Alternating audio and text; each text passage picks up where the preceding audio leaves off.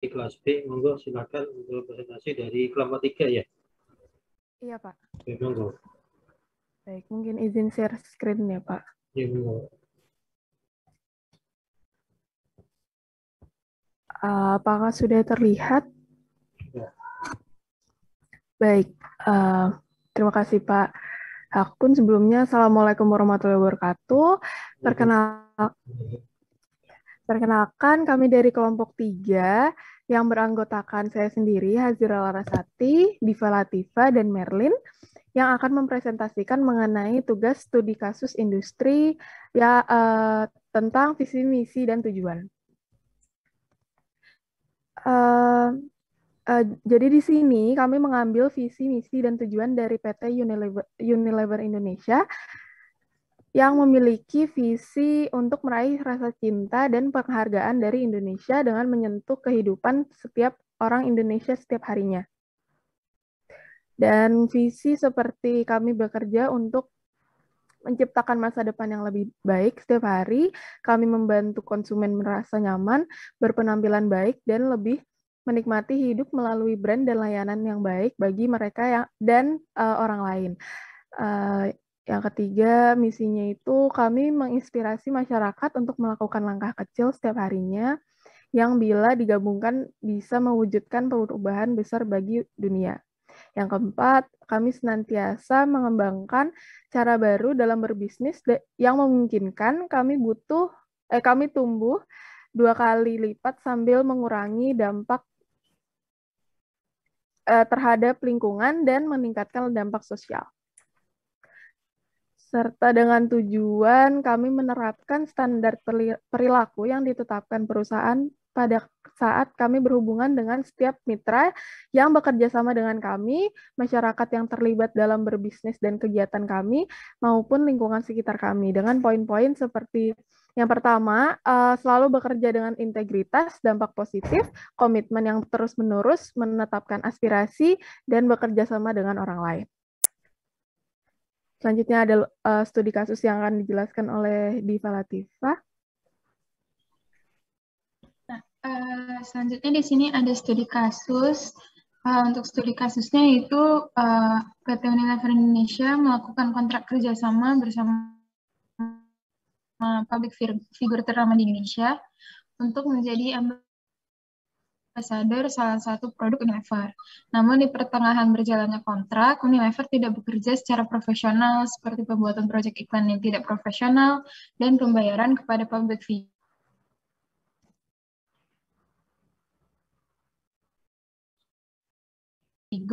yang sering terlambat. Unilever namun dihiraukan, bahkan pihak Unilever itu figur tersebut kecewa dan menyatakan kekecewaannya melalui konferensi pers dan membawa ke jalur hukum.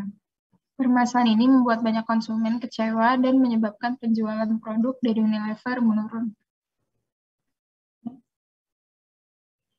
Nah, dari case ini kami membuat planning, organizing, actuating, dan controlling-nya. Untuk planning itu akan dilakukan oleh Departemen HRD, Public Relation, Kreatif atau Pemasaran, dan Legal.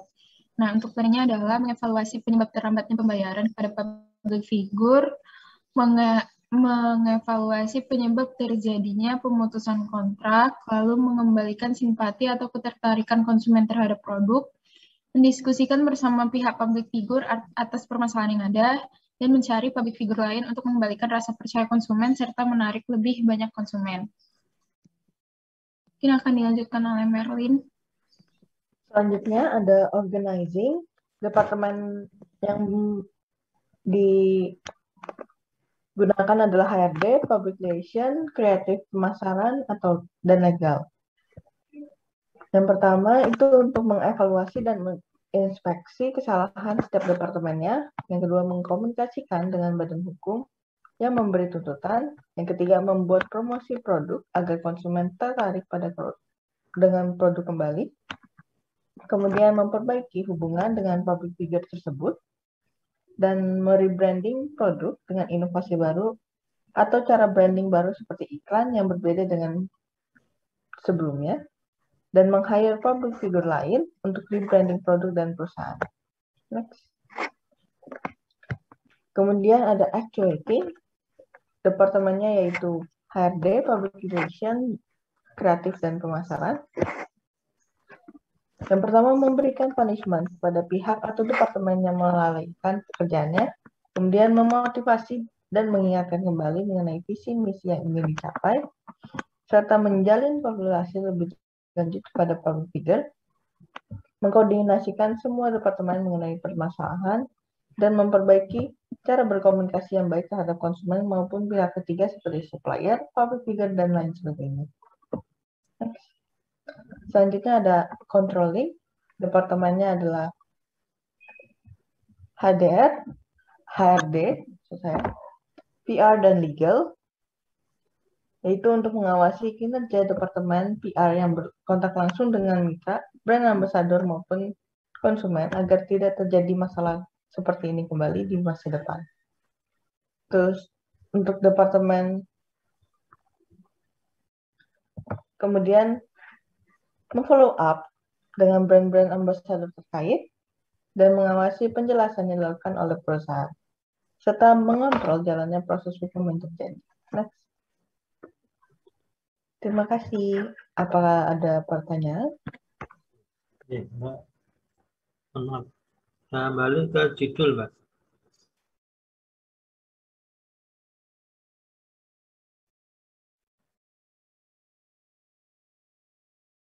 Judul apa? Anda tentang apa itu, Mbak? Bagaimana ke visi, misi, dan tujuan, ya? Halo? Betul Iya, kan? Pak. Iya, Pak. Ya, mestinya kan Anda, studi kasusnya tadi Anda arahkan ke visi, misi, dan tujuannya. Apakah sudah pas gitu kan, ya? Iya, Pak. Nah, kira-kira coba balik ke studi kasus Anda. Studi kasus ini tentang apa, Mbak?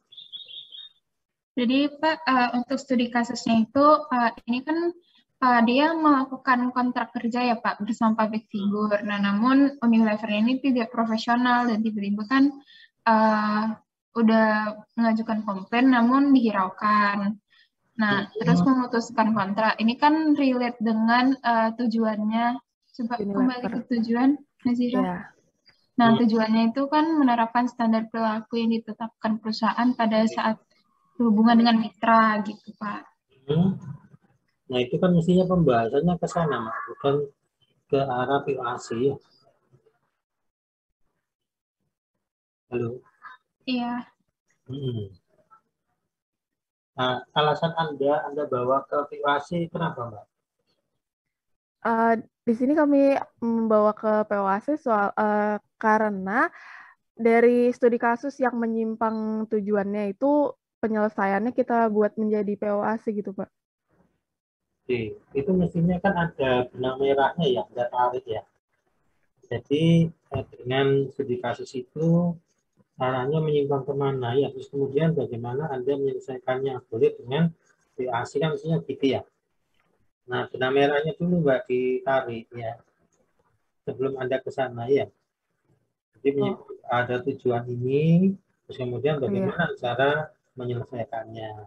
Yaitu Anda buat dengan konsep POAC tadi. Gitu ya. Oh iya, Pak. Terus ke arah misi dan misinya bagaimana? Apa yang menyimpang tadi kasusnya itu? Menyimpang untuk visi, untuk misi mungkin menyimpang di poin kedua, Pak. Iya kan konsumennya kan jadi nggak tertarik gitu kan Pak sama produknya. Terus penjualan mereka jadi menurun gitu. Oke. Nah, itu maksud saya seperti itu, Mbak. Iya. Jadi terus kemudian Anda juga melihat apakah visi dan misi dan tujuan dari Unilever ini sudah istilahnya sudah sesuai gitu ya. Maksud saya Anda membahasnya di situ, gitu loh Mbak. Ya. Oh iya. Harus seperti itu. Jadi itu yang Anda harus perkaja dalam menjawab dari kasus tadi ya. Itu ya. Oh, oke, Memang baik, Pak. ini di kasus ini nggak gampang Mbak Anda dalam menyikapi, tapi nanti ini sangat berguna nanti ada begitu Anda sudah bekerja ya. Iya, Nah, Pak. diarahkan dengan tadi konsep blending organizing sama PWAC. Kenapa karena PWAC? Nah itu Anda kan sudah ada masalah, terus kemudian penyelesaiannya gini ya, Anda harus Iya, planning. Kira-kira apa aja yang harus saya pecahkan dari permasalahan tersebut. Nah itu dibuat planning. Terus dibuat organizing, siapa yang akan menyelesaikan PIC-nya. Terus kemudian evaluating. Actionnya itu akan seperti apa ya, terus iya, Pak. controllingnya, mengontrolnya seperti apa nanti ya. Jangan sampai Anda buat planning bagus tapi sistem kontrolnya lemah, sama aja ya. Nah itu dari Iya, Pak. kasus itu ya. Nanti juga bisa pakai Baik, Pak. metode smart ya, smart ya, Oh, scientific, iya, Pak. accurate, dan sebagainya itu ya.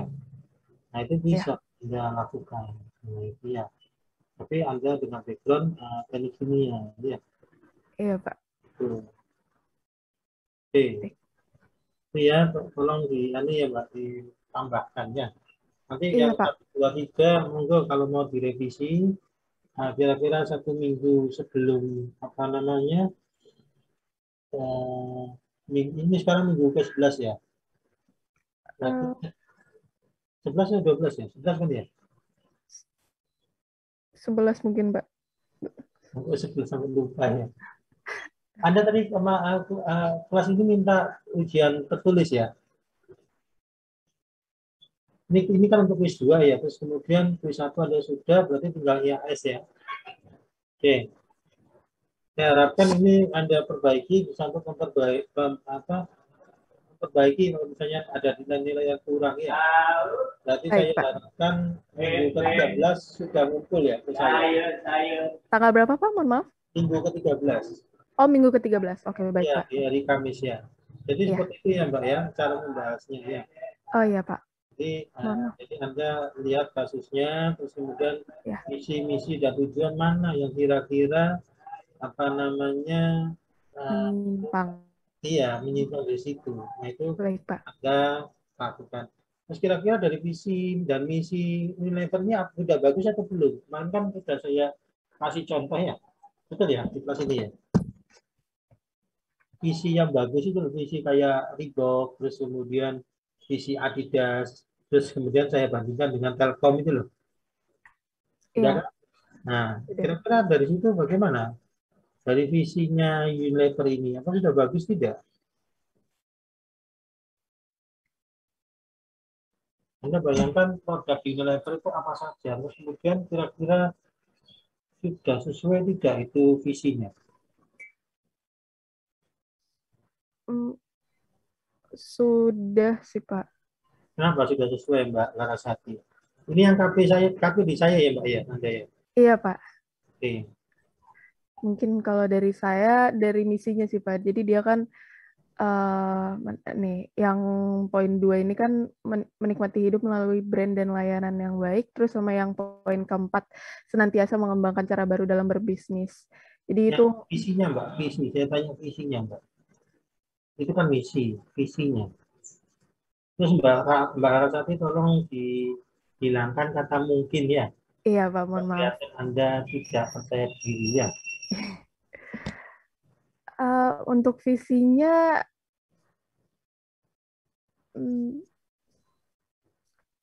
menurut saya kurang menggambarkan brandnya sih, Pak. Menurut saya, nah itu kayak menurut saya mungkin kelihatannya. Apa? Jadi Kurang memperlihatkan brandnya, Pak. Meraih rasa cinta dan penghargaan dan dengan menyentuh kehidupan sedikit aneh sih, Pak. Iya, memang aneh, memang saya melihat gini. Yang benar bagaimana?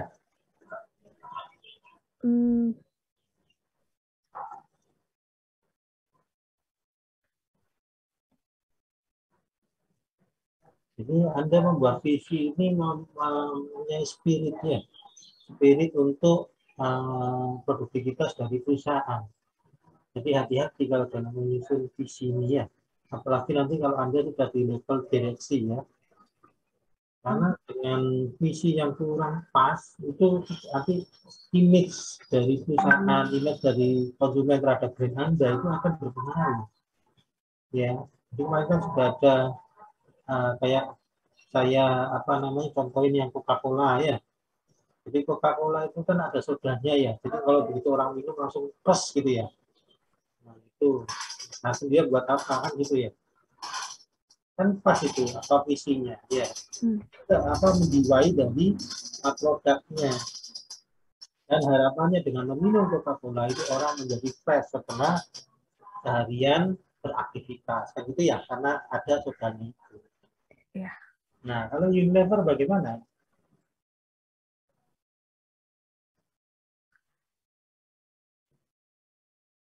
Yang kira-kira pas bagaimana? Atau mungkin dari klien kelompok ini ada teman-teman yang lain bisa membantu. Ini menarik nih ya. Jadi nanti Anda kalau pakai orang ya, Anda bayangkan ya, membuat logo sama visi itu sampai aku baru bayang kayak gitu ya. Anda tahu ya, browser apa yang cuma script apa, cuma checklist itu loh. Itu sampai miliaran harganya Pak Dery. Jadi ada maknanya. Simple tetapi penuh makna. Orang dibayar kayak gini dibayar mahal sekali ya berarti. Ada konsultan yang terkait visi dan misi ini sangat mahal. Karena ini bisa menjiwai dari brand ya, menjiwai dari semangat perusahaan. Apa kira-kira yang tepat untuk Unilever ini? Lalu adik-adik. Kalau dari visinya Pak, sebenarnya saya melihatnya yang agak aneh tuh di penghargaannya sih Pak. Kalau rasa cinta dari Indonesia dengan menyentuh kehidupan kan bisa dari produk-produk yang digunakan itu menimbulkan rasa cinta gitu Pak. Cuma yang penghargaan ini emang agak bingung sih Pak. Karena ini dia karena memang brand dari Unilever itu kan terkait dengan dari aktivitas kehidupan sehari-hari ya. Iya Pak. Arahnya memang benar, tetapi ada yang kurang pas ya. Iya Pak. Jadi gambaran konsumen ya terhadap produk Unilever itu belum kena, seperti kayak Adidas ya. Everybody is athlete ya. Jadi dengan memakai sepatu Adidas itu serasa sebagai seorang atlet tenar ya, seperti Michael Jordan ya, terus kemudian Ronaldo. Nah seperti itu. Jadi image-nya itu luar biasa gitu loh. Nah kalau kayak ini kan image-nya apa? Apa image yang didapat dari kalau kita menggunakan produk Unilever? Ya enggak? Paham maksud saya ya? Iya Pak. Enggak ada. Ya. Nah itu nanti makanya hati-hati kalau membuat visi itu benar-benar hanya membuat konsumen itu teringat produk Anda ya. Ya, terus kemudian karyawan-karyawan bisa bisa terpengaruh terkait dengan spirit yang ada di visi misi ini agar produktivitasnya lebih tinggi. Ya. Oke. Nah, seperti itu pokoknya nanti ada kira-kira seperti apa dari revisi dari visi. Kalau misi saya rasa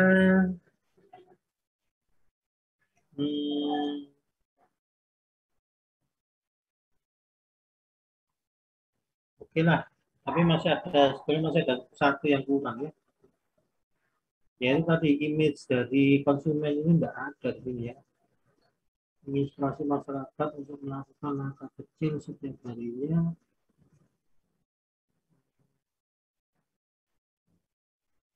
Oke, spiritnya ada di ini. Image-nya ada di 3 dan 4 itu menginspirasi, terus mengembangkan cara baru. Oke.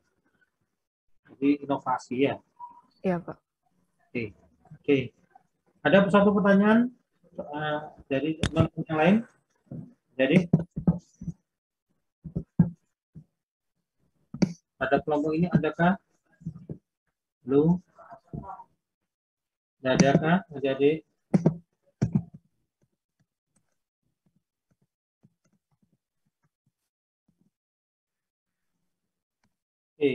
kalau tidak ada, monggo silakan ditutup kelompok 3. Permisi, Pak. Oh, maaf ya, Bu. Oke, silakan. Pak, ini bukan pertanyaan sih, Pak, cuma saran aja. Permisi, Pak, tolong Pak, ini kalau bisa kita tanya dulu sebelum Bapak komen. Soalnya kalau Bapaknya udah komen itu biasanya pertanyaannya udah hilang, pertanyaan udah terjawab gitu, Pak. Oke. Ya, mungkin kita tanya dulu sebelum Bapak komen. Oke, itu ya. Oke, ya. Oke, terima kasih Mas Jarwo. Ya, oke, nanti akan kita beri kesempatan dulu ya kepada teman-teman ya. Oke, terima kasih. Oke, silakan ditutup kelompok 3. Oke, baik. Terima kasih, Pak. Mungkin sebelumnya terima kasih untuk teman-teman dan Bapak yang sudah memperhatikan. Sekian dari kami. Wassalamualaikum warahmatullahi wabarakatuh.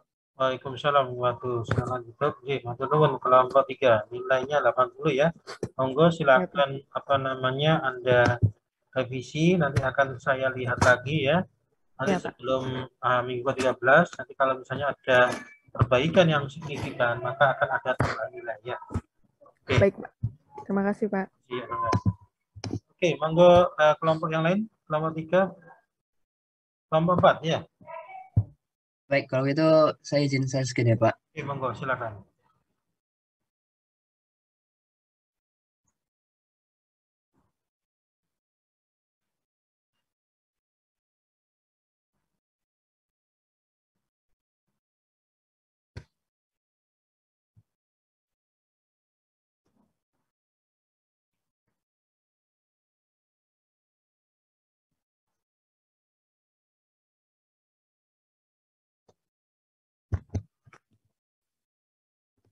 Ya, baik. Assalamualaikum warahmatullahi wabarakatuh. Selamat pagi, Pak Hakun dan teman-teman semua. Pada pagi hari ini, kami dari kelompok 4 akan mempresentasikan terkait tugas studi kasus industri tentang neraca massa dan energi. Untuk kelompok kami sendiri terdiri dari Arik Andika Farsya, saya, Fira Rizky Ramadan, dan Muhammad Rafi Darmawan. Next. Sebelumnya, kami akan menjelaskan tentang pengertian dari neraca massa dan neraca energi itu sendiri. Untuk neraca massa ini merupakan suatu proses yang dibuat dengan asumsi bahwa tidak ada massa yang rusak, sehingga semua feed yang masuk akan keluar sebagai suatu produk atau juga bisa disebut sebagai unreacted feed. Kemudian persamaan neraca ini didasarkan pada hukum Lavoisier atau hukum kekekalan massa, yaitu total massa sebelum masuk suatu sistem akan sama dengan total massa yang keluar.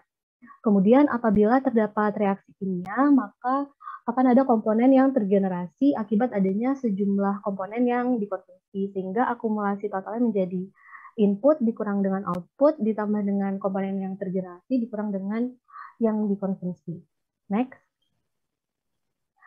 Kemudian untuk aliran kontinu, laju alir akumulasinya yaitu sama dengan 0, sedangkan untuk aliran batch, maka tidak ada laju alir yang masuk maupun yang keluar. Untuk dalam suatu proses produksi ini terdapat macam-macam aliran, yaitu aliran lurus atau aliran langsung, aliran recycle, aliran bypass, dan aliran purge. Next. Berdasarkan prosesnya terdapat dua macam neraca massa, yaitu neraca massa tanpa reaksi kimia dan neraca massa dengan reaksi kimia. Untuk neraca massa tanpa reaksi kimia, tidak ada perubahan massa yang masuk dan yang keluar, tetapi terdapat sejumlah komponen maupun konsentrasi komponen yang dapat berubah. Contohnya yaitu neraca massa pada evaporator. Sedangkan untuk neraca massa dengan reaksi kimia, dapat terjadi perubahan massa dikarenakan adanya konsumsi dari bahan menjadi bahan yang tergenerasi. Contohnya yaitu neraca massa pada reaktor. Untuk neraca energinya, neraca energi merupakan cabang keilmuan yang mempelajari kesetimbangan energi dalam suatu sistem. hukum kekayaan energi dari hukum satu termodinamika, yaitu energi masuk dikurangi energi keluar, ditambah energi yang terbangkitkan sistem dikurang energi yang terkonsumsi sistem sama dengan energi terakumulasi dalam sistem. Untuk sistem dengan proses steady state, akumulasi energinya sama dengan 0. Dan jika tidak ada energi yang dibangkitkan dan energi yang digunakan di dalam sistem, maka energi masuk sama dengan energi keluar. Next. Itu perhitungan neraca massa. Dalam studi case ini, neraca massa pada pabrik di methyl ether proses dehidrasi metanol berkapasitas 95.000 ton per tahun. Diketahui komposisi bahan bakunya, komponennya terhadap metanol dan air, dan komposisi produknya, komponennya di methyl ether, metanol, dan air. Next. Pada mekanisme reaksinya, itu C3OH menjadi setengah C3OCH plus setengah H2O. Konversi reaksinya 80%. Jadi berat molekul masing-masing komponen ini terdiri untuk metanolnya 32,042, di methyl ether 46, dan airnya 18,016. Kapasitas produksi di methyl ethernya yaitu tadi 95.000 ton per tahun. Jumlah hari pabrik beroperasi dalam tahunnya 330 hari. 1 hari beroperasi selama 24 jam, dan bahan baku yang masuk itu 1.000 kg per jam. Berikut ada gambar diagram alir dari neraca massa tersebut.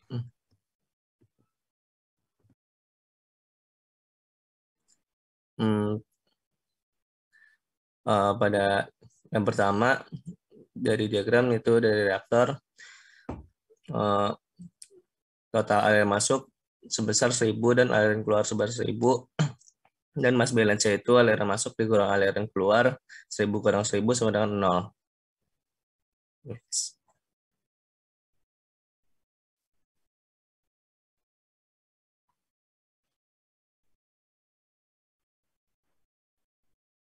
Baik, ini adalah perhitungan neraca massa yang kami gunakan pada presentasi kali ini. Jadi untuk metanolnya sendiri itu sebagaimana yang diketahui bahwa tadi basisnya itu 1.000 kg ya. Jadi untuk metanol dan airnya sebesar 999,5 untuk metanol dan 0,5 untuk air. Dan karena pada reaktor ini itu terjadi reaksi seperti yang diketahui di atas, dan konversi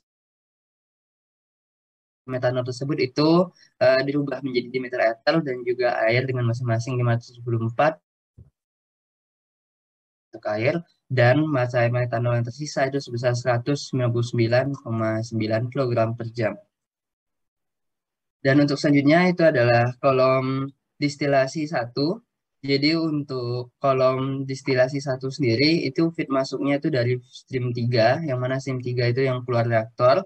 Dan pada kolom distilasi ini itu terdapat menghasilkan 2 aliran. Yang pertama itu ada di distilat, yang kedua ada bottom. Untuk distilat itu menghasilkan metanol 2,59 dan airnya 0,288, serta seluruh dimethyl ether itu keluar menjadi distilat pada stream 4. Lalu pada stream 3 itu pada stream 5 itu mengeluarkan metanol dan air itu masing-masing dengan jumlahnya 197 dan juga 225 kg per jam. Dan untuk produk di sini itu sudah diterapkan bahwa dimethyl ethernya itu sebesar 0,95%, lalu airnya 0,05%, dan juga metanolnya 0,45%. Baik, selanjutnya merupakan persamaan neraca massa komponen dari kolom distilasi 1. Seperti yang dijelaskan sebelumnya, untuk metanol sendiri sebesar 0,45%, untuk air sebesar 0,05%, dan untuk dimethyl ether sebesar 99,5%, sehingga untuk nilai akhirnya dapat dilihat pada slide berikut. Next. Kemudian yang ketiga yaitu kolom distilasi 2, di mana pada aliran 5 ini merupakan keluaran dari produk bawah kolom distilasi 1. Next. Dan berikut merupakan persamaan neraca massa komponennya, di mana metanolnya sebesar 0,95 dan airnya sebesar 0,05. Dan didapat nilai akhir keluaran dari kolom distilasi 2 sebagai berikut. Next. Kemudian Kemudian yang keempat yaitu ada mixer, di mana pada aliran 1 merupakan produk bahan baku fresh feed, dan pada aliran 6 merupakan produk yang berasal dari recycle pada proses sebelumnya. Next. Next, ini persamaan raca massa komponennya untuk metanolnya. XM1 kali M1 sama dengan XM2 kali M2 kurang XM6 kali 6. Lalu didapatkan XM1 kali M1-nya sama dengan 802,22 kg per jam. Untuk airnya itu XA1 kali M1 sama dengan XA2 kali M2 dikurang XA6 kali M6. Lalu didapatkan hasilnya XA1 M1 sama dengan 0,4 kg per jam. Next.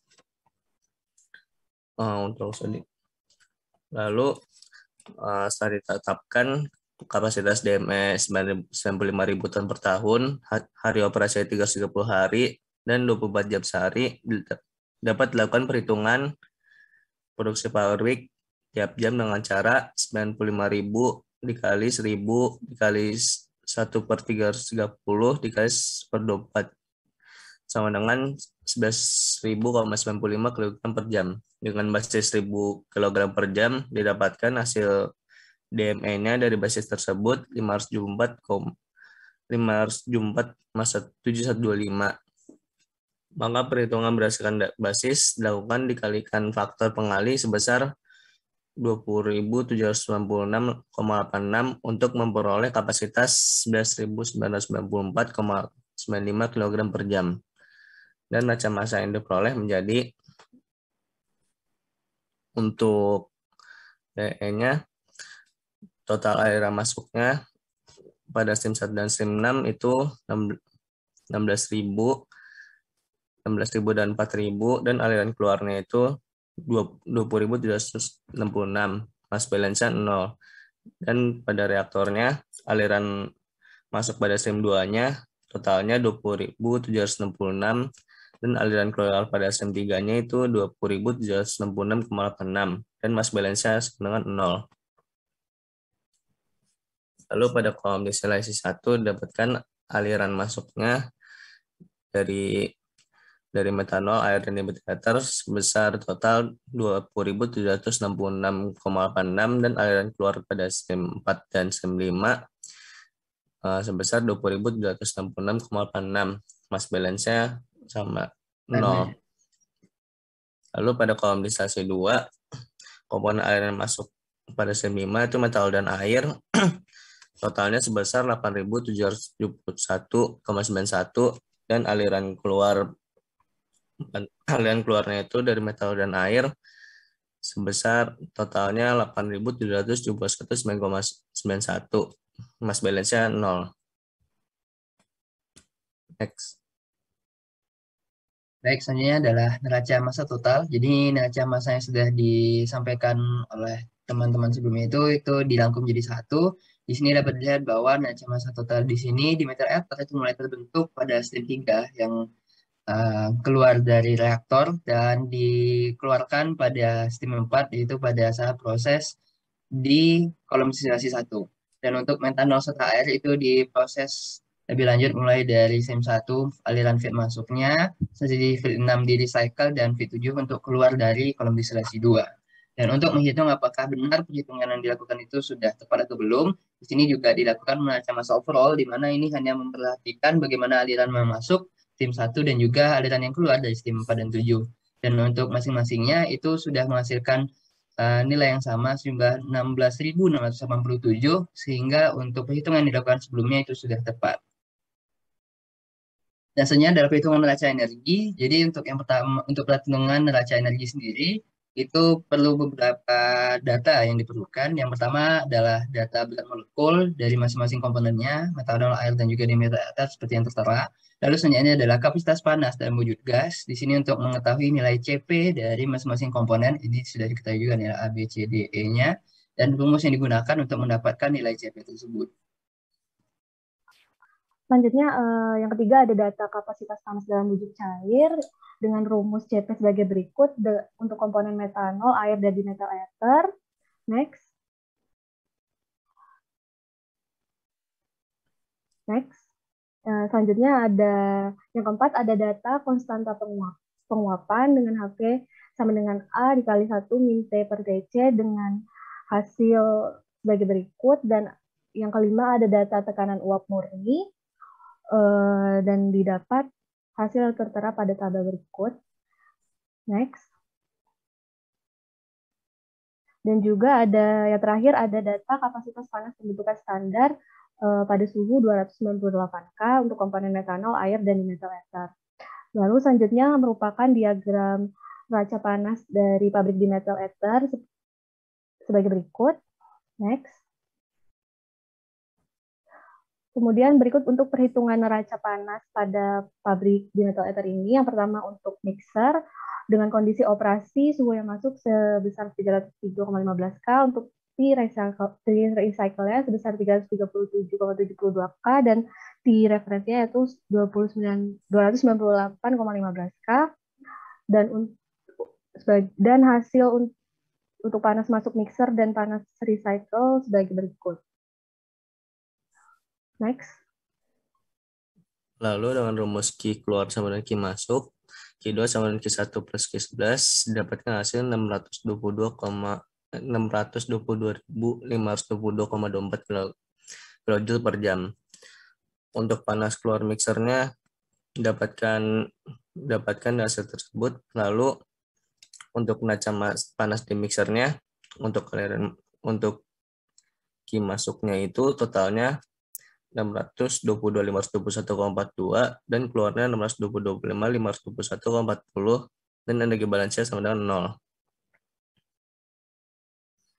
Lalu selanjutnya melalui vaporizer, T masuk vaporizernya itu 310,08 Kelvin dan Q masuknya 622,21,40 kJ per jam dan tekanannya sebesar 1 atm. Untuk beban panas vaporizernya itu Q sensible plus Q laten ditambah Q3 dikurang 2. Lalu dapatkan hasilnya itu 24.194.621,46 kJ per jam. Sehingga kebutuhan panas itu dengan rumus M sama Q per L dan dapatkan hasilnya 12.239,91 kg per jam.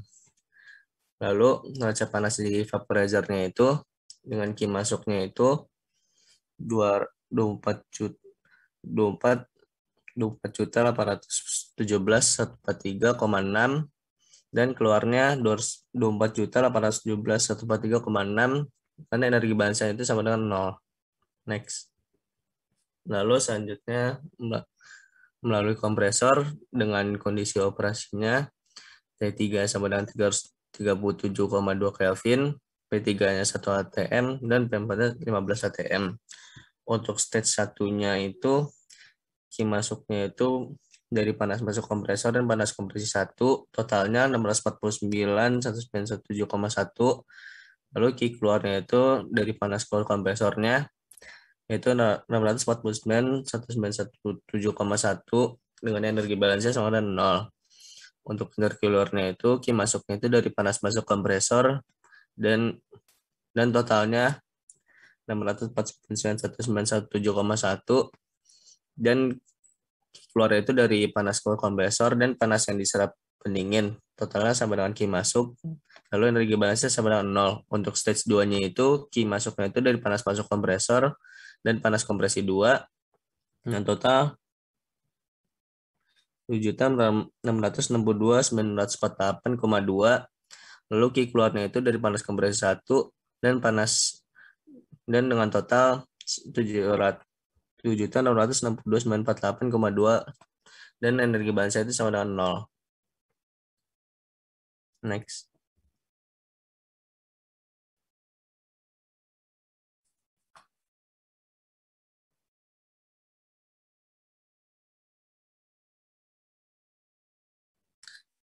Lalu menuju reaktor dengan reaksi 2CH3OH menjadi CH3OCH tambah H2O. Data H-nya itu data produk dikurang data reaktan dan mendapatkan hasil 54.458,0 0,848 kJ per jam minus. Untuk neraca panas di reaktornya itu yang Q masuknya itu panas masuk reaktor dan panas akibat reaksi dengan total 9120971,06, dan untuk Q keluarnya itu panas keluar reaktor, panas yang diserap pendingin dengan total sama seperti Q masuk, dan energi balance sama dengan 0. Next. Baik, selanjutnya adalah expander. Jadi untuk Q atau panas yang masuk dari expander itu merupakan Q yang keluar dari reaktor sebelumnya. Di sini dapat dilihat bahwa Q dari expander itu sebesar 10.381.000 kilojoule per jam. Dan untuk panas yang dikeluarkan dari expander itu ada di stream 6 ini sebesar 66.650.000. Sementara di sini karena expander di sini itu selain steam yang dikeluarkan mengarah ke selanjutnya, itu juga ada panas yang dilepaskan ke lingkungan. Itu berjumlahnya sebesar 3 juta kilojoule per jam. Dan hasil dan panas yang dikeluarkan dari expander tadi itu kemudian dilanjutkan ke kolom distilasi 1, kemana pada kolom distilasi 1 ini itu selain dari expander tadi itu juga ada panas dari reboiler yang menjadi panas yang masuk ke dalam kolom distilasi ini. Dan untuk panas yang keluar itu ada panas distilat, bottom, dan juga panas kondensor. Dan untuk neraca masanya, neraca energinya sudah 0, maka perhitungan sudah tepat. Dan untuk panas yang dilanjutkan itu berasal dari panas bottom. Dan juga pada distilasi 2 ini juga terdapat panas reboiler yang sama. Dan untuk panas yang dikeluarkan sendiri itu juga sama, itu panas distilat, panas bottom, dan juga panas kondensor dari distilasi 2 ini. Baik, untuk file Excel-nya sendiri itu bisa diakses pada intip.in/hitungan Narmaspankel 4. Mohon maaf agak panjang. Baik, mungkin itu saja yang bisa kami sampaikan. Terima kasih atas perhatiannya. Assalamualaikum warahmatullahi wabarakatuh. Waalaikumsalam. Monggo, satu pertanyaan dari teman-teman. Ada pertanyaan? Mungkin saya mau tanya. Pak. Mas Yoro, silakan. Oke, yang pertanyaan pertama saya itu kan kalian itu ngomongnya ada konversinya 80%. Tapi dalam pembahasan kalian itu nggak terjelas kalian hitung konversinya gimana. Dan yang kedua itu ini state case ini masalahnya apa? Jadi maksud saya gini, kan pabrik ininya mereka mungkin pabrik ini bisa hitung neraca massa dan nanti hasilnya beda, atau mereka hitung neraca energinya dan kebutuhan dari utilitas juga terlebih atau kecil. Jadi masalahnya sendiri untuk pabriknya apa? Gitu. Oke. Ya, terima kasih Mas Yoro. Ya, sebenarnya pertanyaan kedua itu yang mau saya tanyakan ya. Oke, silakan dijawab kelompok 4.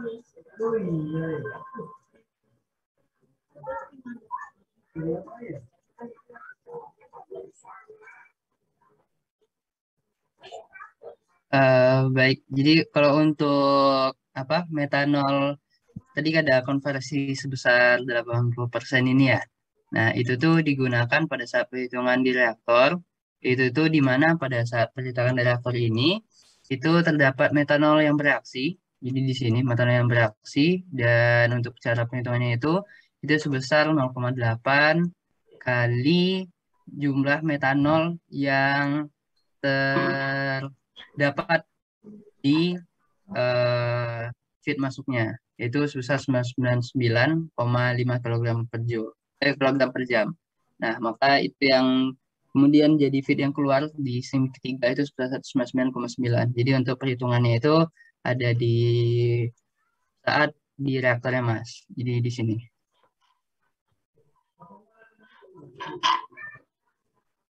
Dan untuk pertanyaan kedua, di sini tuh mungkin kami lebih tujuannya itu adalah untuk mengetahui kira-kira jumlah atau kebutuhan massa yang diperlukan oleh pabrik itu tuh berapa gitu. Dan sementara untuk permasalahannya sendiri mungkin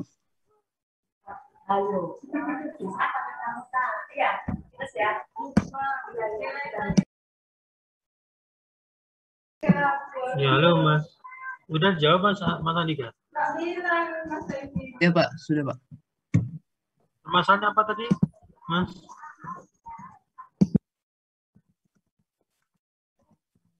Tanya dalam kasusmu itu apa sebetulnya? Soalnya masih belum menangkap, Mas.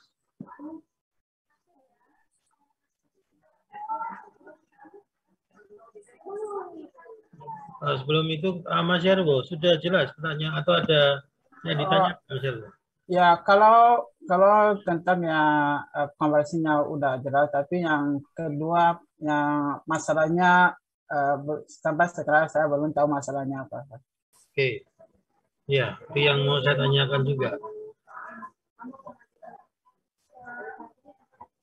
Jadi Anda harus mencari permasalahan yang terkait dengan apa namanya neraca massa. Itu kira-kira apa? Misalnya perusahaan ingin apa namanya mengefisiensikan, mengoptimalkan pembentukan yield ya, atau ingin meminimalkan kilos ya. Nah itu bagaimana Anda hitung pakai neraca massa, begitu ya. Kalau ini study case-nya apa ini?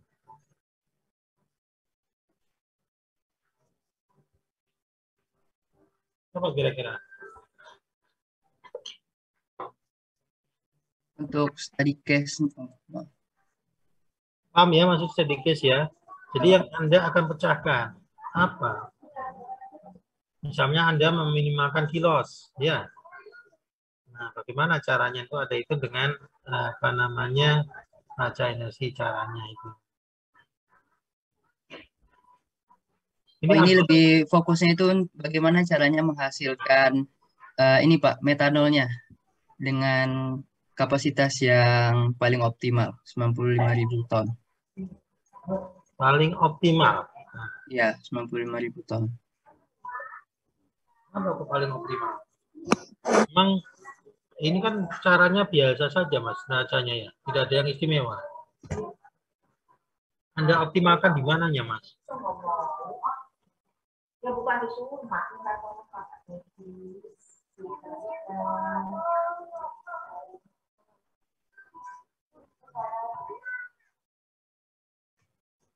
Apa yang membuat Anda bilang optimal itu kan harus ada ininya Mas.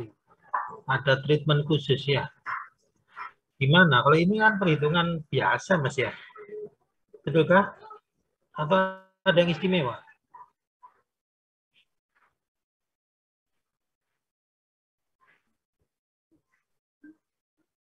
Halo? Mas Andika? Nah itu konsep berpikirnya. Jadi nanti kalau Anda sudah kerja di industri ya, Anda memakai konsep untuk apa? Ada cuma meminimalkan cost ya, sama memaksimalkan yield, mengoptimalkan yield. Kalau Anda bisa itu, maka itu cepat Anda karirnya nanti ya.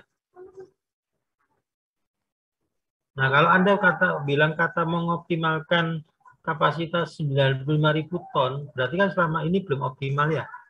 Nah, langkah yang Anda ambil itu apa dengan neraca massa dan neraca energi?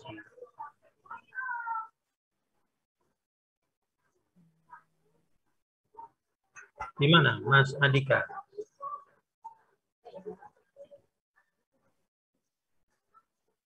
Atau teman-teman yang lain dari anggotanya bisa menjawab?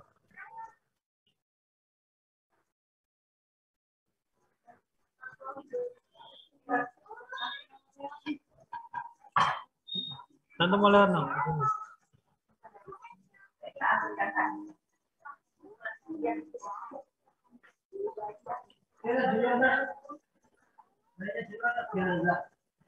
Oke, halo Mas Andika, teman-teman. Apa kira-kira?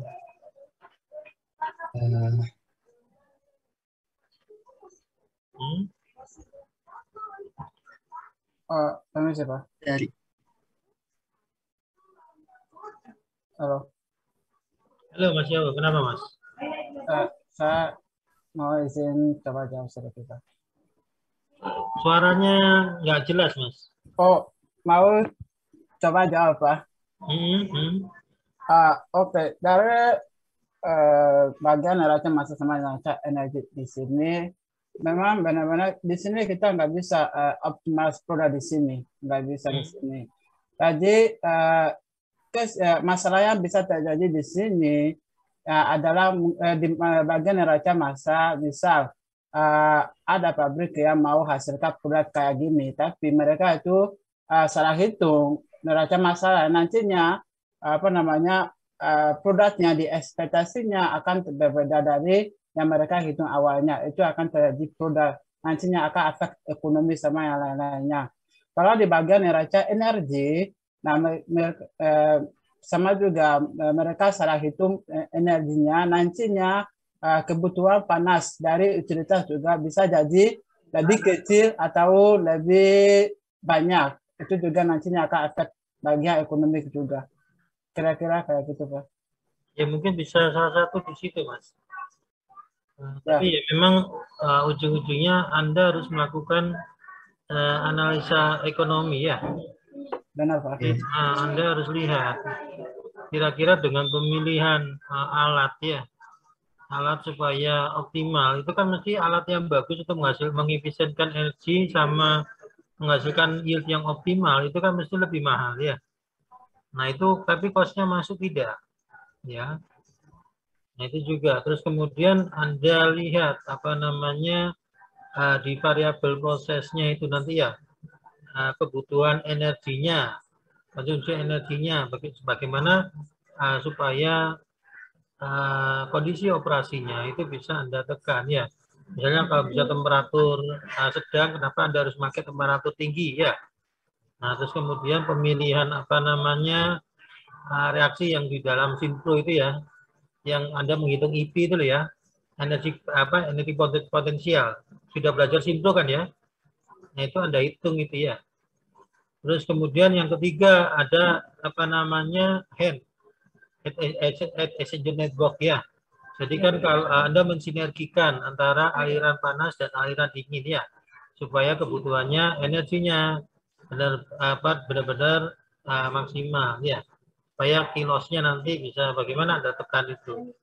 Ya, itu banyak faktor ya. Nah, itu Anda harus fokus kemana gitu Mas. Mas Andika sama teman-teman ya. Dalam Anda menghitung neraca massa dan neraca energi, nah itu bagaimana Anda ingin fokusnya kemana? Ya, Anda sudah bilang optimal, berarti selama ini kan belum optimal. Nah, langkah Anda untuk mengoptimalkan bagaimana, kan gitu ya? Itu ya? Itu ya? Jelas Mas Andika dan tim ini? Jelas, Pak. Iya, jelas, Pak. Jelas, Pak. Nah, itu saya mau muncul itu nanti di dalam apa namanya PPT Anda itu. Jadi Anda bisa tahu,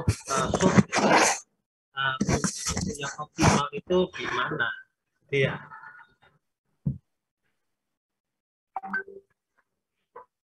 Gitu ya. Halo? Ya, Pak. Baik, Pak. Nah, coba nanti dibahas lagi sama teman-teman ya. Anggotanya nanti apa namanya Anda bisa seperti itu. Nah, itu memang tidak gampang ya dalam study case ini ya. Anda harus benar-benar pertama menguasai konsepnya, terus kemudian bagaimana mensolve apapun yang ada di study case itu untuk Anda gunakan Anda kaitkan dengan konsep-konsep itu tadi ya. Kalau misalnya Anda sudah bisa melakukan itu, nanti Anda pada waktu di itu gampang itu ya. Anda bukan ini bisa Anda kaitkan dengan konsep seperti itu nanti ya arahnya. Itu ya Mas Andika dan tim ya.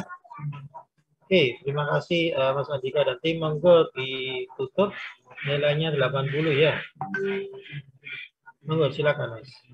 Baik, terima kasih. Itu terima kasih banyak atas saran dan juga pertanyaannya dari Pak dan juga Mas Marcel. Itu saja yang dapat kami sampaikan. Assalamualaikum warahmatullahi wabarakatuh. Satu kelompok lagi ya. Monggo silakan. Ya, dari kelompok 5 izin share screen ya, Pak. Ya, monggo silakan.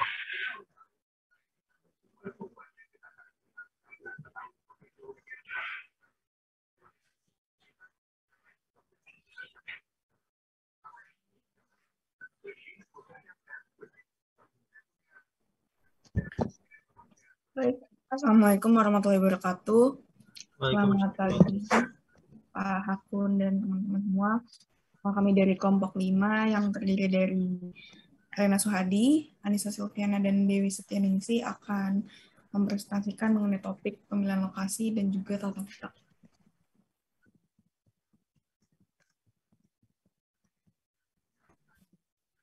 Pertama-tama mungkin kami akan review mengenai materi. Di sini dalam memilih lokasi pabrik merupakan faktor yang sangat menentukan untuk efisiensi perusahaan dalam segi ekonomis, sedangkan tata letak pabrik menentukan dalam kelancaran operasional pabrik.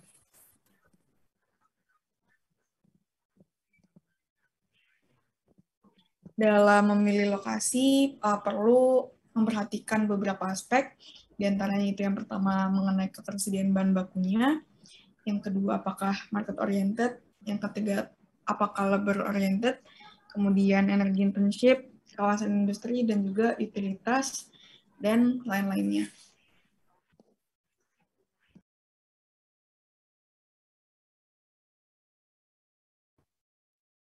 Kemudian untuk study case pertama yaitu mengenai study case pemilihan lokasi.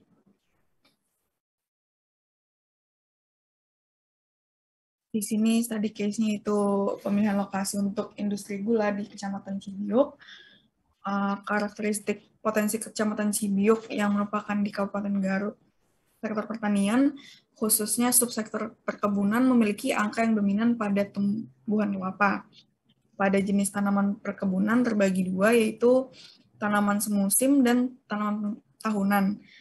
Produktivitas tanaman dilihat dari indeks tanaman menghasilkan tebu sebesar 6.358. Perkaitan antara sektor pertanian dan industri menjadikan industri berbasis agro atau dikenal dengan agroindustri. Pemilihan penempatan lokasi pabrik harus berada pada jarak yang maksimal, tidak terlalu dekat dengan pabrik yang lain.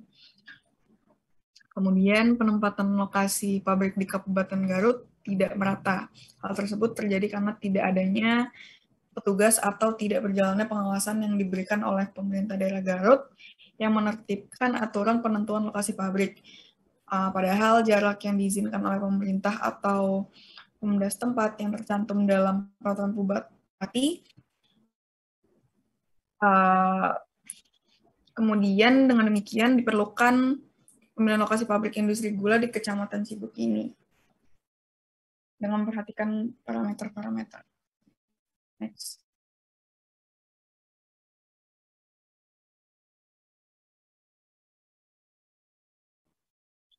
Untuk parameternya terdapat beberapa di mana ada mengenai ketersediaan lahan, ketersediaan tenaga kerja, penghasilan rata-rata per bulan, dan juga transportasi.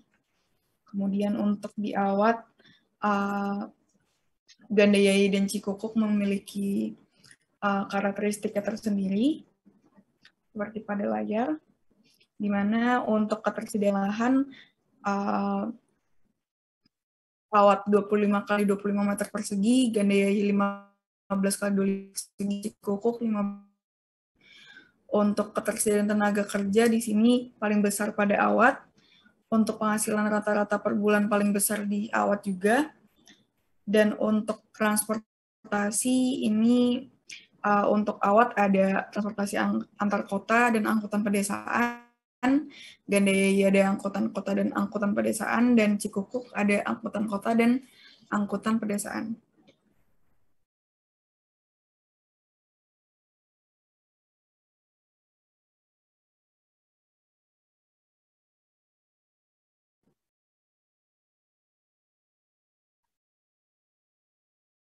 Kemudian di sini kami menentukan terlebih dahulu analisa hierarkinya, di mana pertama-tama pemilihan lokasi industri gula, kemudian untuk parameternya ada ketersediaan lahan, ketersediaan tenaga kerja, pendapatan rata-rata, dan akses transportasi, di mana untuk daerahnya itu ada Awat, Gandayai, dan juga Cikukuk.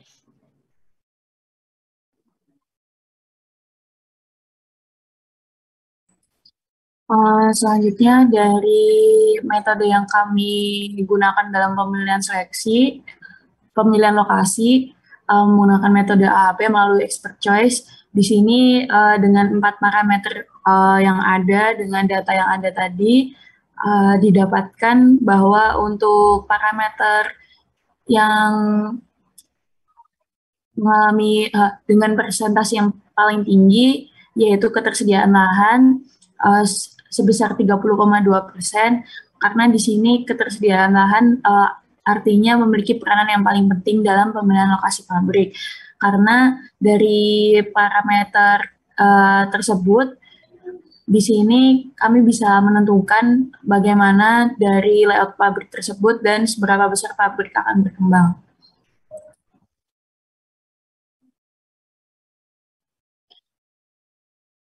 Selanjutnya, untuk pemaparan dari setiap parameternya, di mana yang pertama ada ketersediaan lahan sebesar 30,2%. Di sini dari kawasan pabrik Awat, yaitu merupakan kawasan yang tepat, di mana di sini ada persentasenya terbesar, yaitu 43,6% dibanding kedua kawasan pabrik lainnya.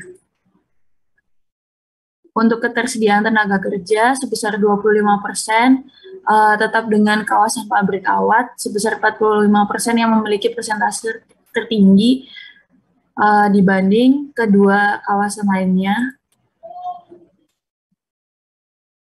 Kemudian ada pendapatan rata-rata yaitu 24,7%, di mana di sini juga kawasan pabrik Awat memiliki persentase yang paling tinggi sebesar 45,1%. Dan untuk parameter yang terakhir ada akses transportasi 20,2%, di mana di sini kawasan pabrik Awat juga memiliki persentase yang paling besar sebesar 42,2% dibanding dua lokasi lainnya. Berikut merupakan sensitivity graph dari pemilihan lokasi di Kecamatan Cibiuk. Dari metode AHP tersebut bisa kami simpulkan bahwa di sini pemilihan lokasi yang terpilih untuk industri gula Kecamatan Cibiuk yaitu pada lokasi kawasan pabrik Awat sebesar 42,2%.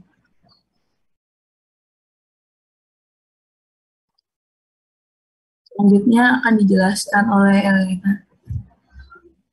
Baik, selanjutnya mengenai tata letak pabrik. Seperti yang sudah dijelaskan sebelumnya, bahwa tata letak pabrik yang baik itu harus memiliki kriteria jelas, mulai dari penomoran lokasi, aliran material yang logik, efisien, serta lingkungan kerja yang nyaman. Selain itu, harus juga meminimalkan biaya transportasi, pemanfaatan lokasi semaksimal mungkin atau luas lahannya, lalu memudahkan proses operasi dan perawatan, memberikan kemudahan dalam proses supervisi, melindungi kesehatan dan keselamatan pekerja, memaksimalkan keamanan pabrik, dan juga memberikan ruang untuk nantinya apabila akan ada ekspansi pabrik. Next. Lalu untuk tujuan dari perancangan tata letak pabrik, tujuan utama dalam desain tata letak pabrik pada dasarnya adalah untuk meminimalkan total biaya. Untuk biayanya ada biaya untuk konstruksi dan instalasi, baik untuk bangunan mesin maupun fasilitas produksi lainnya. Lalu ada biaya pemindahan bahan dan juga biaya produksi, maintenance, safety, dan biaya penyimpanan produk setengah jadi. Untuk study case-nya, next. Study case-nya itu adalah perancangan ulang tata letak pabrik PT IMA Monta Sejahtera yang bergerak pada bidang repacking air botol minum, di mana PT IMA Monta Sejahtera terdiri dari beberapa bagian area dan ingin ditambah. Hal ini karena adanya permasalahan di mana saat ini PT IMA Monta Sejahtera hanya menumpuk barang setengah jadi, produk atau bahan baku itu diletakkan pada tempat kosong atau belum ada area yang memang dikhususkan untuk meletakkan barang-barang tersebut. Hal ini menyebabkan area transportasi dari satu area ke area lainnya menjadi tidak beraturan. Maka perlu merancang layout letak pabrik yang baru. Next. Ini adalah hasil dari perancangan tata letak pabrik yang baru, di mana dapat dilihat area 8 itu adalah area parkir, lalu area 9 itu adalah area gudang mekanik, lalu area 1 itu adalah gudang bahan baku, dan area 3 itu juga salah satu bahan baku yaitu tempat penampungan air, lalu kedua itu adalah bagian produksinya, 7 adalah gudang genset, 5 adalah gudang produk. Dan untuk di kanan itu adalah area untuk penunjang tenaga kerja, di mana area 4 itu adalah area toilet, 12 adalah tempat ibadah, 11 adalah 12 adalah kantin, dan 11 adalah tempat ibadah, 10 adalah tempat istirahat, dan 6 adalah area kantor. Area kantor diletakkan di depan agar lebih mudah merich dari tempat parkir agar karyawan tidak perlu melewati bagian produksi. Next. Sekian presentasi dari kami. Apabila ada pertanyaan, dipersilahkan.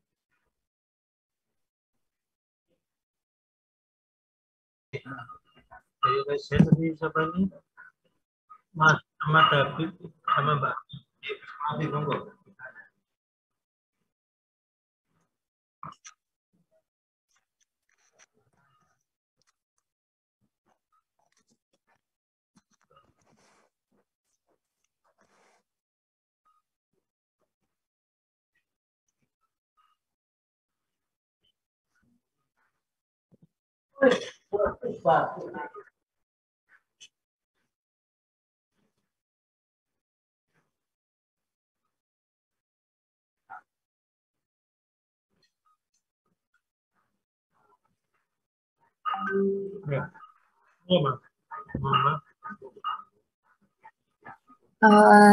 Ya, jadi izin menjawab terkait yang pertama terkait pemilihan lokasi dari pabriknya sendiri.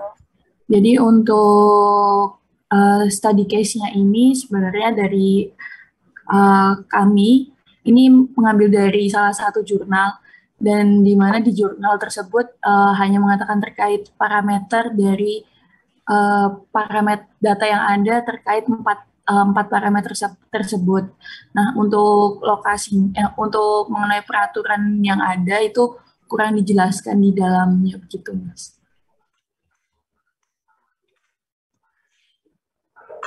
Kira-kira dari sisi hukum itu kan berpengaruh tidak, Pak?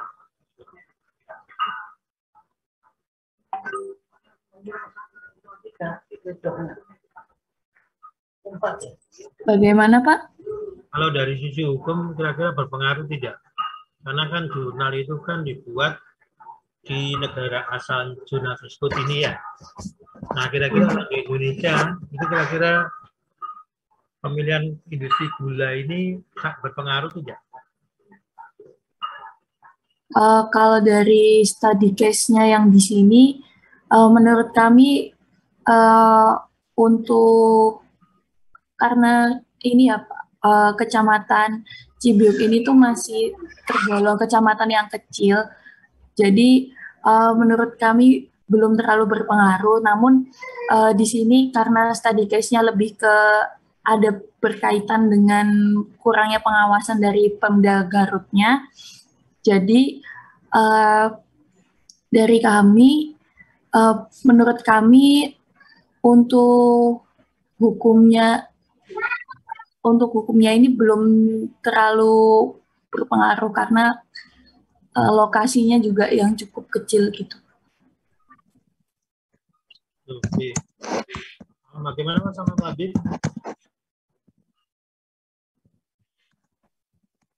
Oh iya.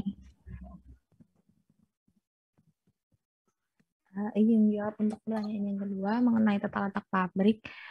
Jadi untuk tata letak pabrik yang sebelumnya atau before-nya itu memang belum ada yang jelasnya gitu Mas. Jadi emang Suaranya pelan ya Mbak Rina. apakah sudah terdengar? Oke, ya. Ya. Sebentar, maaf. Baik, untuk yang tata letak pabrik yang before-nya itu memang belum ada, sehingga itu menyebabkan tadi case-nya itu adalah masih tidak jelas gitu untuk area-areanya, dan juga Sorry, bisa di apa full screen Mbak ya?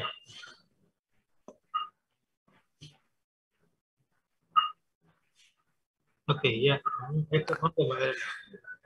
ya, sehingga areanya itu masih tidak jelas untuk penumpukan bahan baku, barang yang sudah jadi, produknya, dan lain-lain. Sehingga perlu dirancang tata letak pabrik gitu, yang benar-benar baru dan juga teratur. Seperti itu, Mas Habib. Contohnya?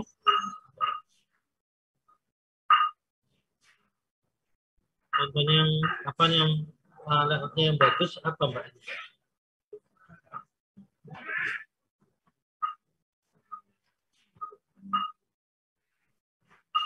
Ini yang hasil rancangannya, Pak. Apa namanya keluar masuk barang sama keluar masuk orang belum ada ya? Oh iya Pak, ini masih aliran masih jadi satu untuk barang dan. Iya, masih belum anu juga ya. Jadi kalau bisa ya itu harus dipisahkan ya. Karena barang sama orang itu berbeda. Keluar masuknya harus. Oke, Mas Ahmad Habib sudah menjawabkah?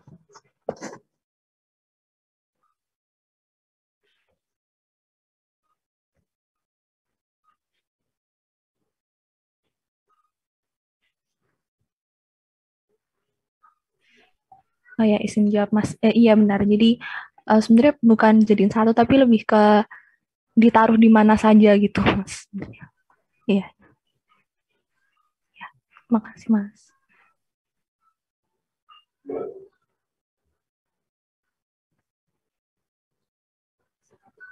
Oke, sudah, Mas Ahmad Habib.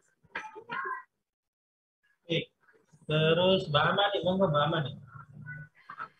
Oh ya, terima kasih, mohon izin bertanya. Jadi, kan ini tadi yang perubahan layoutnya itu dikarenakan penumpukan barang yang di mana-mana gitu kan ya? Terus, pada kondisi apakah suatu pabrik atau suatu industri cukup berubah layoutnya? Dan pada kondisi apakah perubahan layout ini tidak mengatasi sehingga dia harus bikin unit baru? Terima kasih.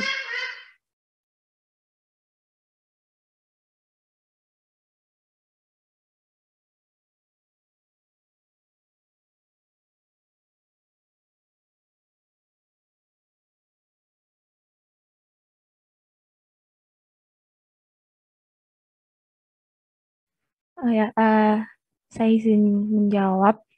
Untuk yang pertanyaannya itu tata letaknya itu kalau misalnya pada kondisi apa harus dibuat tata letak baru, dan pada kondisi apa tata letak itu tidak mengatasi dan harus membuat unit yang baru. Apakah seperti itu? Izin cross check. Iya, seperti itu. Makasih. Oh, ya. Jadi untuk tata letak yang baru ini, untuk case kali ini itu memang dibuat karena merasa sangat diperlukan. Karena apa? Karena seperti yang kita tahu juga kalau misalnya untuk di pabrik itu kan ada forklift dan juga alat-alat lainnya. Dan untuk di case pabrik ini itu forkliftnya sendiri sudah susah untuk lewat, sehingga memang diperlukan tata letak pabrik yang baru agar jelas gitu untuk area transportasinya dan juga area kosong untuk lalu jalan dari personil tenaga kerjanya maupun juga untuk membawa bahan baku dan juga produk jadi. Lalu untuk kondisi membuat unit baru itu sebenarnya tergantung dari tujuannya juga. Kalau misalnya emang tujuannya itu ingin ekspansi atau tujuannya itu memperbesar kapasitas pabrik itu, maka diperlukan unit baru seperti itu ya. Tapi kalau misalnya untuk ini, itu memang bukan tujuannya untuk ekspansi, tapi untuk supaya lebih teratur. Seperti jadi memang tidak dibuat unit baru. Dan juga untuk kali ini diinginkan agar unit penunjang fasilitas seperti kantin dan lain-lain juga lebih teratur. Apakah sudah cukup menjawab? Oh iya, sudah cukup. Terima kasih. Oke, Mbak, ini sebetulnya untuk layout ini ya. Ada lagi slide-nya sebelum ini? Setelah ini? Iya, Pak. Ada lagi? Ya, halo, Pak. Halo, ya. Ya, Mas Jalu. Ya, oke. Ini untuk kelompok ini ya, mungkin ya kan kita tahu layout yang sebelumnya belum ada, tapi layout yang kalian tampilkan di sini, nah kalian cuma tampil satu toilet yang di 4. Oke, kita fokus ke toilet aja. Jadi menurut kalian itu orang-orang yang di bagian gudang mekanik, apa namanya, yang tepatnya di 9387, jadi mereka itu kalau mereka mau ke toilet itu gimana? Naik mobil ke toilet atau lari ke toilet gimana itu. Karena ada banyak-banyak yang masih kurang, misal coba lihat yang bagian istirahat juga buat apa, bagian tempat istirahatnya juga buat apa. Jadi kelihatannya ada bagian yang jauh gitu. Jadi gimana menurut kalian? Mas Jarwo tanya ya, tanya lagi ya. Oke. Silakan.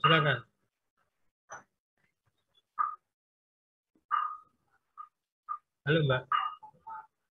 Jadi itu yang, halo, jawabannya bagaimana, Mbak?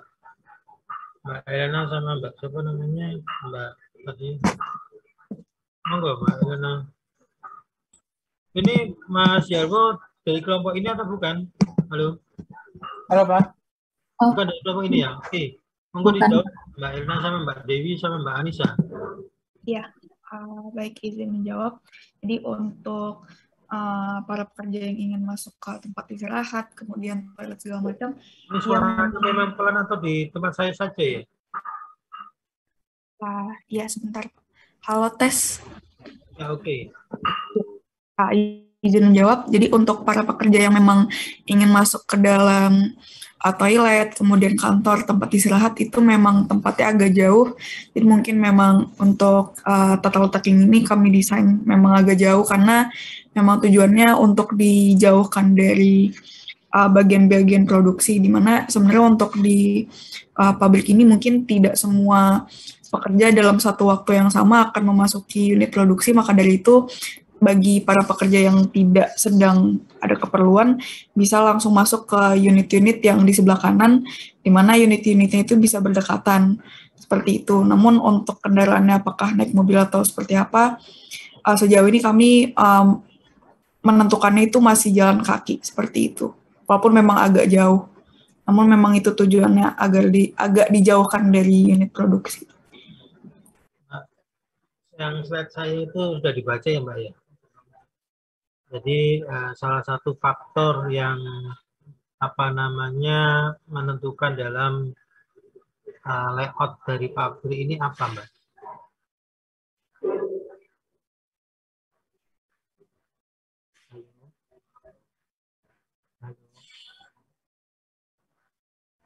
Ada 4 ya, itu saya ingat ya. Apa aja coba?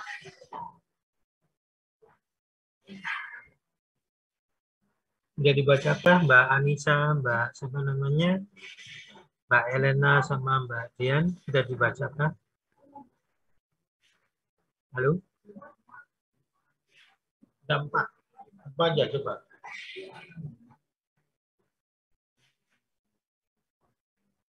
Halo Mbak. Kira-kira dengan jawaban itu apakah nanti tidak mengganggu proses produksi, Mbak? dari misal proses produksimu itu di nomor 2 ya, dari 2 ke 4 jauh tidak?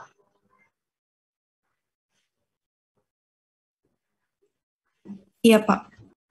Nah, itu Anda harus perhatikan ya.